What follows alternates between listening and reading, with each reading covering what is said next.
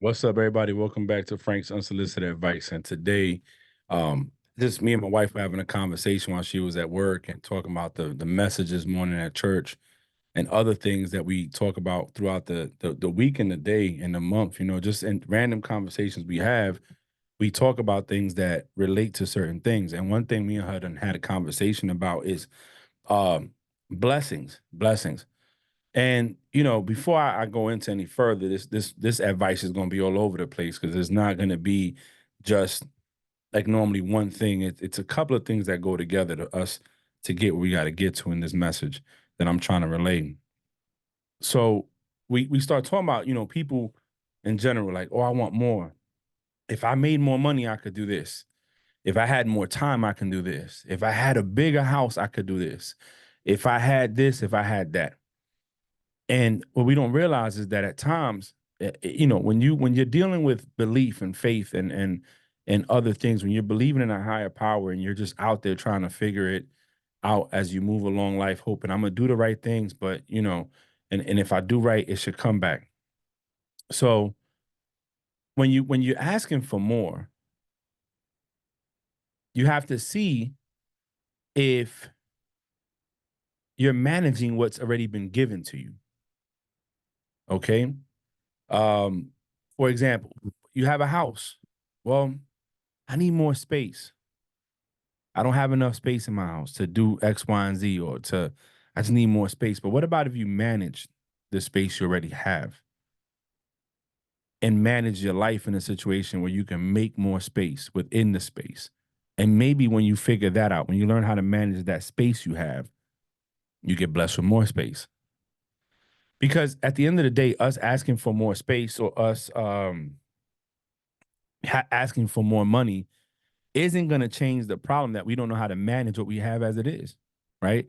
A lot of people say, well, if I had more money, I could pay my bills. If I had more money, I could do this. Now, I'm not saying that some people, if you're making, let's say, $20,000 a year, but you got $50,000 worth of debt, you're going to get out of it overnight. No, it's not. That's not what I'm saying. And I'm just saying that, certain things we're blessed with certain situations and we don't see the blessing in itself. But we focus on what we don't have and what we need or we think we need without realizing, hey, if you just manage what you have, it can produce an abundance of something else.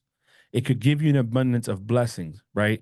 Because I believe in God. So for me, it's if I can't go to him and ask him, man, I need more, Lord, I need more.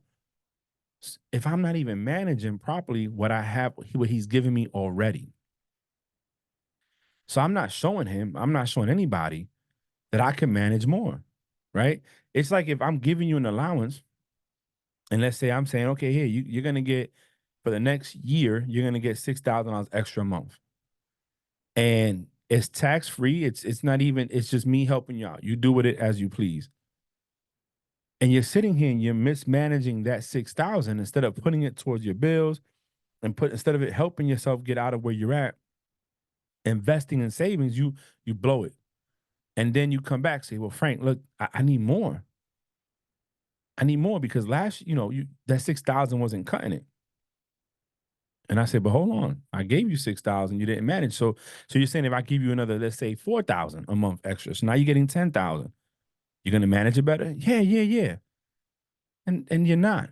We're not. You want why? Because we never learned how to manage the little bit we were getting. How are we gonna handle the bigger things we're gonna get? And that's just in life, period. We want more responsibility at work because we want a higher paycheck. But can we maintain what we have already? Are we ready for that bigger responsibility so that when we get it, we can hold on to it and lead people and do right by people? We want a bigger house for more storage, but we can't even get rid of the stuff that we have. So all we're gonna do is pile into it. And then eventually that house is gonna get full. And then guess what? You're gonna need another bigger house or another storage to hide or put the stuff you don't want to get rid of. But you can't manage or haven't managed what you already had. Blessings. Sometimes we want people give us stuff. But how about you do right with what you have? I was watching church today and the pastor wasn't the normal pastor. And his message was shoot your shot. Shoot the shot.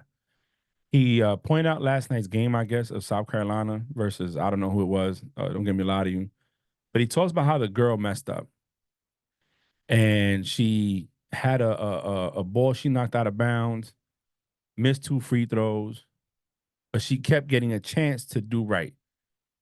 So basically, it doesn't matter how many times you mess up, you're always going to have another chance to do right, to get it right, to do better. And so when she finally had to do something right or she had to contribute, she did, and they won the game. He was saying, shoot your shot, like Gretzky said, you miss 100% of the shots you don't take. So you got to shoot your shot. People don't realize that in this life, you got to take advantage of what you have when you have it because it can pass you by and you might not get another chance to do it. And if you get another chance, it might be a while before that chance is given. Okay. Because like I said, if God's going to give you another chance, but we don't know when that chance is going to be. So you got to make the best of it. You got to lock in and do what you have to do every single time because if not, you never know when you're going to get that chance again. And when you do get it again, are you going to be ready or are you going to let it pass by? Which goes with all these blessings, right? One thing about doing the business I do now in finance is open my eyes up to the fact that people are struggling with accepting something they're not used to, with accepting something that they're not accustomed to, with opening their eyes to see something different and see opportunities that come by them, blessings that come by them. And they pass it by because they're expecting a certain type of blessing. They're expecting a certain type of opportunity. They want, it's like, when you go searching for something, in your mind, you know what you want and you know what you're looking for. So now when you start looking, your focus is like this, is blinders on because you're looking for it in your mind. Your mind's already knowing that, hey, I got to look for this. So I'm gonna keep looking for this more specific thing, and you could miss it because instead of it being maybe in front of you, it's to the left of you. But you're so focused on the fact that it was in front of me before, so it has to be in front of me again, and it could be right next to you. It could be under you. It could be above you, but you're looking in one direction. So you already added the filters in to narrow down the search and not allowing you to see a full search and get the big picture and maybe find what you need to find there. People want certain things, but they don't take advantage of what they have already. Our blessings are coming in different disguises. And sometimes they're not in the traditional form that we expect it to be.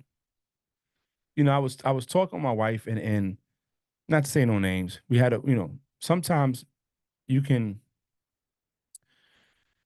let's say tomorrow my father passes, but he left behind something for each one of his grandkids and left something behind for his kids. And it might not be a lot, but if you take that blessing that came at the cost of a loss, you could probably turn that little bit that he left behind into something bigger. But we don't. We don't educate ourselves to do it. We don't take advantage of it. What we want is somebody else to bring it to us. We don't see it as, yo, you know what? This is a quarter. I could turn this into $1. And that dollar could turn into $10. And that $10 could turn into $1,000. And 1,000 could turn into 10,000. And 10,000 could turn into 100,000 and keep going. Sometimes we got to step out of that shell and look at the blessings we have in front of us.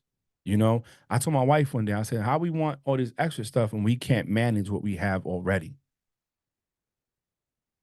We got to show that we can manage what's been given to us now in order to receive other things. And when I say this, and I hope I'm not losing people when I say this because this is in my heart. This is what's on my heart. And I believe in a higher power. So I'm not going to sugarcoat it and say, oh, no, when God gives you something, you have to believe that he wants to see that you can manage what's given in order to receive more. If I'm giving you a half cup full and you can't even manage that, you want me to fill the cup up over? It's not going to happen. You can't handle it. You went and asked me, hey, I need money, Lord. You hit the lotto. Like these people hit the lotto. They get this money. They win it. And majority of them are broke because they don't manage it right.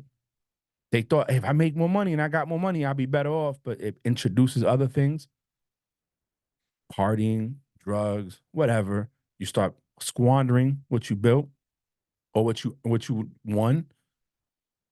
Kids that never get taught how to manage their money. So when they get these inheritances or they finally start making money, they blow it because, oh, I got to have the most expensive car because that's to show that I made it.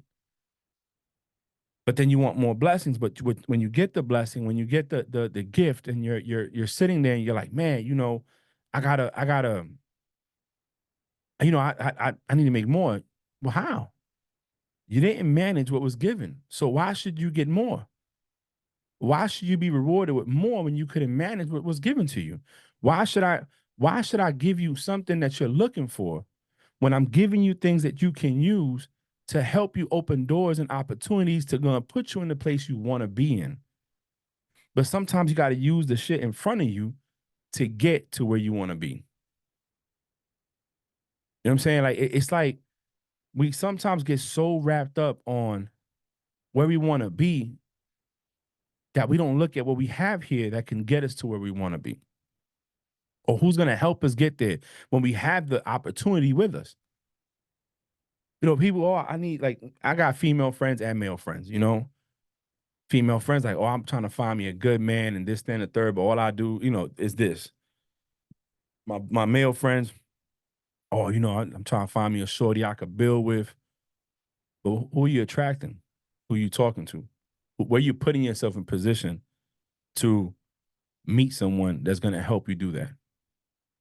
Are you just going to the same spots you've been going and expecting a different result?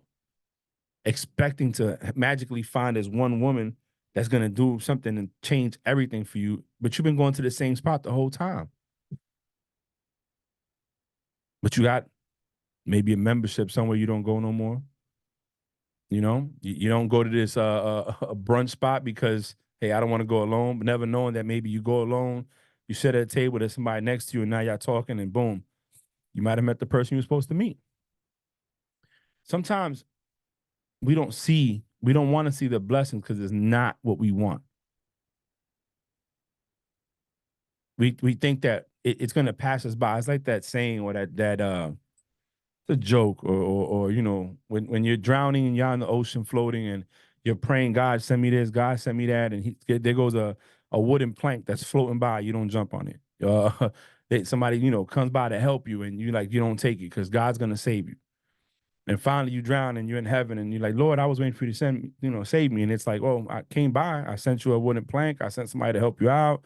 I put a balloon out there, you didn't grab it. What you was waiting for? I gave you all these different signs to save you, and you didn't take it. Having opportunities to do something different and not doing with it, then you wonder why you didn't get blessed with more. Then you wonder why certain things don't come your way. Then you wonder why we're not taking advantage of it, why we're not changing the course, why our kids are where they're at. The issue I have, and it's starting to bother me more and more, is that as a culture and as a society, as minorities, we talk a good game of where we want to be, but we don't do anything properly to change that. You know what I'm saying? We don't do anything to change it. Oh, yo, I need to save money. I want to retire by a certain time, but you blowing $300 or $400 a month on sneakers. Make it make sense. Make it make sense. And I'm guilty of it. I have my vices. I don't buy sneakers, but I have my vices. So I could do better. And I teach people about finances. I could do better. But one thing me and my wife talk about, and I'm a firm believer in it, I can't expect to be given more if I can't manage what I have now. I can't expect to be given what I want if I can't manage what's being given. I can't expect for to be blessed with more things if I'm not even managing the blessings I have today. If I'm not doing right by what's been given to me, if I'm not doing right by the opportunities I'm presented with. Instead, I want more because if I had more, it'd make it easier. If I just made a little bit more money a month, I could pay these bills off. No, manage what you got, and you're gonna get where you need to be. I believe that as soon as you start doing the things that you're supposed to do the way you're supposed to do them, it's going to open up other doors for you to be where you want to be. It's going to expose you to different things because once in my view, in my point of view of where I stand as a Christian is if I'm showing God I am managing what he's been giving to me and I'm not squandering it and I'm helping others and I'm doing right by what the opportunity and the blessings, then he's going to give me more because I'm showing I can handle what I have. But when I'm not showing him that or her, however you believe in your God, then why should he give me more? Why should somebody help you? Why should you be given the opportunity that you want or the chance of being where you think you need to be if you can't even manage the situation you in now? If you can't do right. Sometimes we don't get to pick and choose certain things in our life.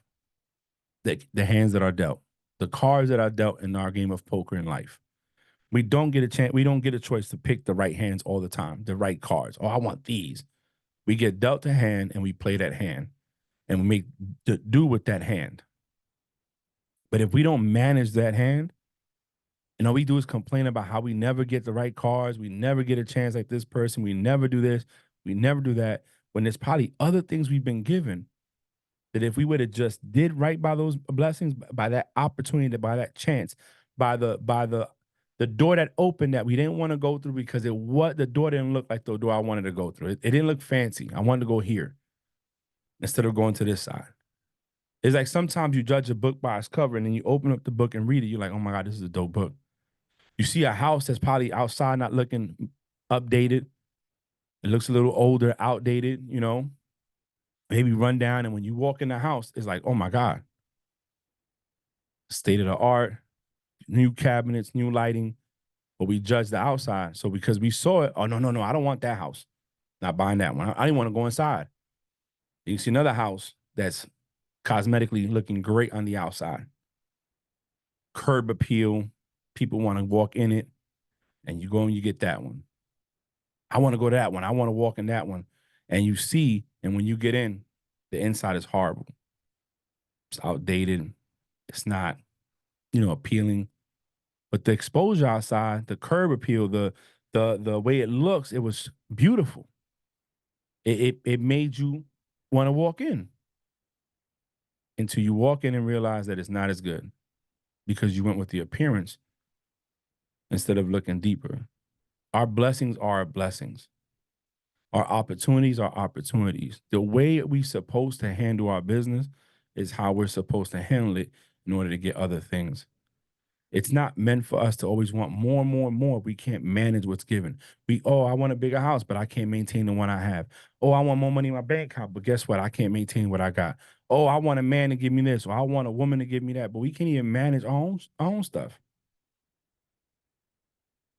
So we want things that all we're doing is if we don't do right by ourselves with what we're given, how can we expect more? It's a conversation my wife and I have all the time, and it's a very frustrating conversation, especially when it deals with loved ones, because it's like, man, do people not see it? Do people not understand that? That you have to be able to manage and do right by what you have before you want more from something else.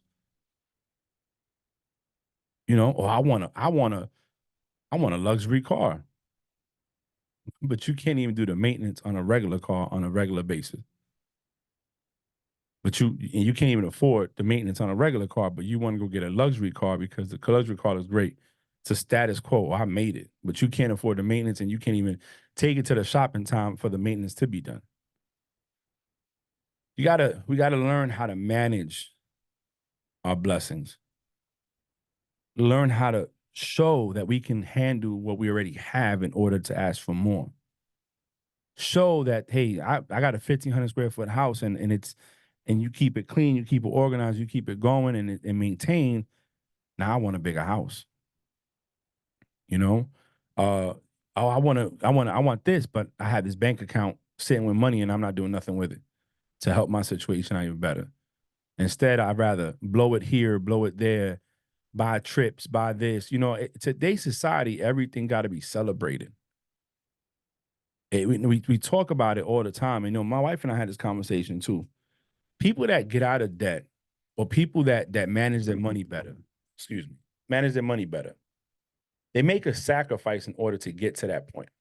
Okay. I know people that don't take a trip for 2 years, don't spend money on nothing. They live at the bare minimum to pay off everything they have. But at the end of those 2 years, they're financially set to where they want to go on a trip once, twice a year, they can, 3 times a year, they can. They can enjoy their lives. But the problem, we don't do that. We don't manage what we have, but we want more. Not everything has to be celebrated. Not everything has to be an outside situation.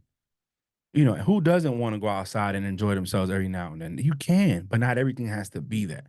Not everything has to be like, oh, it's my 41st birthday. Well, I don't want to say that. Well, my 45th in September, I need to go celebrate that, get away with the fellas. Oh, well, now it's my 46th birthday, so me and the wife got to get away. Every year, celebrate milestones. 45, maybe 50. But not every year is a celebration. I mean, yeah, you should celebrate your birthday. Don't get me wrong. What I'm saying is, going to different places. Not everything got to be a trip. Not everything got to be mad money spent. Manage what you have, and other things will come. Manage what you have, other things will come. Go through the doors you have ready. They're going to open up other doors. Be more involved in situations is going to put you in front of people you want to be in. Change who you are and to who you want to be. Don't stay who you are and expect to be somebody different. It's not going to happen. Progression, growth. People say listen to podcasts, read 10 pages a day, watch, YouTube videos of inspiration with people that are telling you, like different things they tell you to do daily to be a better person. Excuse me. You have to want to be better, and you got to make the changes to be better in order to get to that point, to get better. I went time we was talking, a few friends of mine, and we're like, you ain't gonna be a millionaire hanging out with broke people. You're not gonna become a millionaire hanging out with thousandaires. You know what I'm saying? You're not gonna be. When do you put priority on what is important? When do you sit there and say, you know what? For example, I want to lose weight. So when am I gonna put the importance of me losing weight? When am I gonna make time to go to the gym?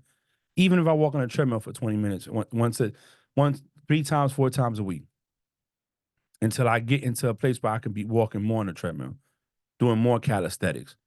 People want to save money. Okay, so when are you going to put that money somewhere where it can grow for you? When are you going to stop buying Starbucks every day and maybe buy it once a week, and then the rest of the money put it away? Something my business partner says all the time, Johnny, he goes, well, $1 a day or $10 a day. And yeah, we hear it and it's like, yeah, that's not bad. You know how hard it is for some people to put $1 a day away, which is $30 a month, 28 in February. You know what I'm saying? Like, and people can't even do it, which goes back to managing what you have. How is that to expect to get more when you can't manage what you have? You can't manage the blessings you have. You're not doing good with the blessings. You're not doing good with what's given. You're not doing good with what you have, but you want more. But you want this, you want that. I want to be, no, financially free comes at a sacrifice. People don't understand, and this is a lot of my stuff that I deal with is going through what I'm driven because of what I do now for a living. And it hurts to see people that don't want to change the trajectory of their family or the past by changing the present and the future.